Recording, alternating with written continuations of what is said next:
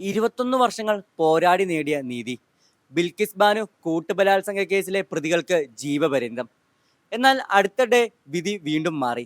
എന്നാൽ കേസിൽ പ്രധാനപ്പെട്ട ഇടപെടലുകൾ നടത്തിയാണ് കുറ്റവാളികളെ വെറുതെ വിടാൻ ഗുജറാത്ത് സർക്കാർ തീരുമാനമെടുത്തത്.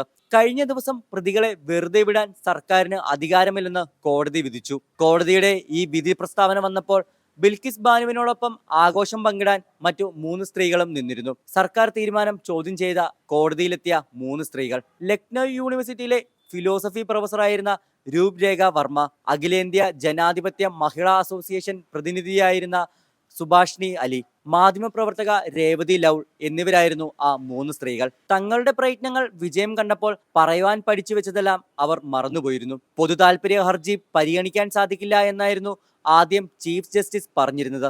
എന്നാൽ കേസിന്റെ വ്യാപ്തി മനസ്സിലാക്കി കോടതി അത് അനുവദിക്കുകയായിരുന്നുവെന്ന് സുഭാഷിണി അലി പറയുന്നു. ഗുജറാത്ത് കലാപത്തിന്റെ നാളുകൾ മുതൽ ബിൽക്കിസിന്റെ ഒപ്പം നിന്ന വ്യക്തിയായിരുന്നു CPIM നേതാവ് സുഭാഷിണി അലി. അക്രമത്തിന് ഇരയായ ഗുജറാത്തിലെ ദുരിതാശ്വാസ ക്യാമ്പിൽ അഖിലേന്ത്യാ ജനാധിപത്യ മഹിളാ അസോസിയേഷൻ പ്രതിനിധിയായി നടത്തിയ സന്ദർശനത്തിലാണ് ബിൽക്കിസിനെ ആദ്യമായി നേരിൽ കാണുന്നത്. അക്രമം നടന്ന് ദിവസങ്ങൾക്ക് ശേഷമായിരുന്നു ഈ കൂടിക്കാഴ്ച. ഇത് ജനാധിപത്യത്തിന്റെ അവസാനമാണോ എന്ന അപ്പോഴത്തെ ബിൽക്കിസ് ബാനുവിന്റെ ചോദ്യം തനിക്ക് ഷോക്കേറ്റ അനുഭവമാണ് നൽകിയതെന്ന് പിന്നീട് സുഭാഷിണി അലി വെളിപ്പെടുത്തിയിരുന്നു. ബിൽക്കിസ് ബാനുവിന് നീതി തേടിയുള്ള പോരാട്ടത്തിൽ കപിൽ സിബലിനെ പോലെയും അപർണ ഭട്ടെയും പോലെയുള്ള പ്രഗത്ഭരായ വക്കീലന്മാരുടെ സഹായം തങ്ങൾക്കുണ്ടായിരുന്നുവെന്നും അത് വലിയ ഭാഗ്യമായിരുന്നുവെന്നും സുഭാഷിണി അലി പറയുന്നു.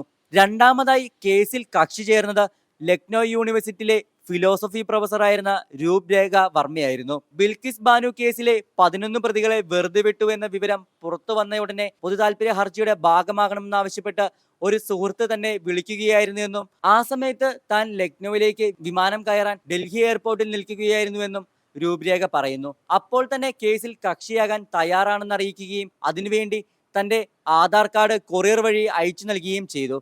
പ്രതികളെ വെറുതെ വിട്ട വാർത്ത പുറത്തു വന്നപ്പോൾ തന്നെ മാധ്യമപ്രവർത്തകരുൾപ്പെടെ പലരും തന്നെ ബന്ധപ്പെട്ടിരുന്നുവെന്നും രൂപ് രേഖ പറയുന്നു. ഒരു യുവതി കൂട്ടബലാത്സംഗത്തിന് ഇരയാകുന്നതും സ്വന്തം മകളെ അക്രമികൾ കൺമുന്നിലിട്ട് ബലാത്സംഗം ചെയ്യുന്നതും കൊല്ലുന്നതും ചിന്തിക്കാൻ സാധിക്കാത്ത കാര്യമാണെന്നും ഇത്രയും ക്രൂരമായ സംഭവം ഇതിനു മുമ്പ് ഒരു വർഗീയ കലാപത്തിൽ കേട്ടിട്ടില്ല എന്നും സുഭാഷിണി അലി പറയുന്നു.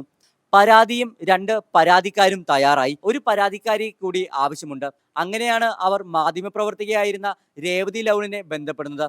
ഗുജറാത്തിൽ ജോലി ചെയ്യുന്ന മാധ്യമപ്രവർത്തക എന്ന നിലയിൽ പ്രതികളെ വെറുതെ വിട്ട വിവരം അറിഞ്ഞപ്പോൾ തന്നെ താൻ അസ്വസ്ഥയായിരുന്നുവെന്ന് രേവതി ലൗൾ പറയുന്നു. ഗുജറാത്ത് കലാപ സമയത്ത് ബിൽക്കിസ് ബാനു ആക്രമിക്കപ്പെട്ടതിന്റെ അടുത്ത ദിവസങ്ങളിൽ തന്നെ താൻ തന്റെ ജോലിയുടെ ഭാഗമായി അവരെ നേരിൽ കാണുകയും പിന്നീട് അനാട്ടമി ഓഫ് ഹേറ്റ് എന്ന പേരിൽ സംഭവത്തെക്കുറിച്ച് ഒരു പുസ്തകം തന്നെ എഴുതുകയും ചെയ്തിരുന്നു രേവതി ലൗൾ. വിഷയത്തിന്റെ ആഴം കൃത്യമായി അറിയാവുന്നത് കൊണ്ട് തന്നെ കേസിൽ കക്ഷി ചേരാൻ രേവതി ലൗളിന് രണ്ടാമതൊന്ന് ചിന്തിക്കേണ്ടതായി വന്നില്ല.